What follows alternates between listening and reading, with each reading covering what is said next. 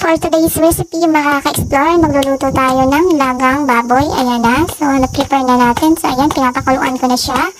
Palalambutin muna natin yung ating baboy. Ayan, kumukulo na siya. Tatakpan muna natin at para kumulo siya. So, ayan, ilagay ko na yung papaya kasi malambot na yung papaya baboy natin. So, ayan, nilagay na natin. So, pagkatapos niyan, pakukulungan ulit natin siya para lumambot yung papaya. Tapos, isusunod na natin yung ating repolyo. So, ayan. So, ano po ang niluluto nyo ngayon mga ka-explore? Pa-share naman po ng recipe nyo today.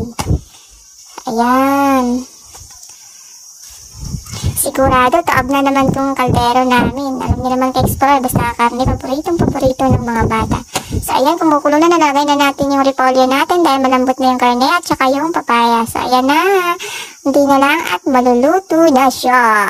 So, ayan, ready to eat na mga ka-explorers. So, let's eat na. So, ayan, luto na po.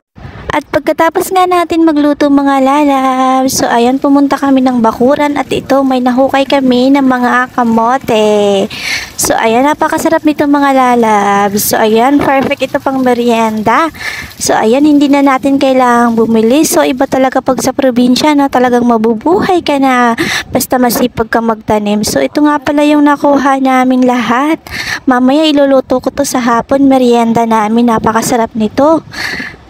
Sana may yung ginamos, masarap yun dito. So ayan, mahal din kapag bumili na ng kamote ngayon. At ito nga pala mga lalabs, kumain nga pala ako ng buko, nagpaket ako. So ayan, napakasarap nito. Ang kasarangan siya pag sa Bisaya mga lalabs, hindi ko lang alam kung anong tawag sa inyo doon. Ito yung masarap isalat kapag ganito. So ayan, napakasarap nito. Libre lang mga lalabs pag dito sa probinsya. Pag sa Maynila, kailangan pang bumili at napakamahal din bago ka makatikim ng buko.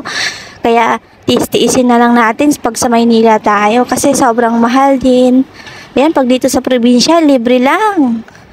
Kailangan mo lang umakyat ng punong niyog. So, ayan, makakakain ka na ng buko. So, ayan, kain tayo mga lalabs ng buko. Napakasarap nito. So, yun lang mga lalabs. Thank you for watching. Mag-iwan po kayo ng comment para mabalikan ko kayo. Bye!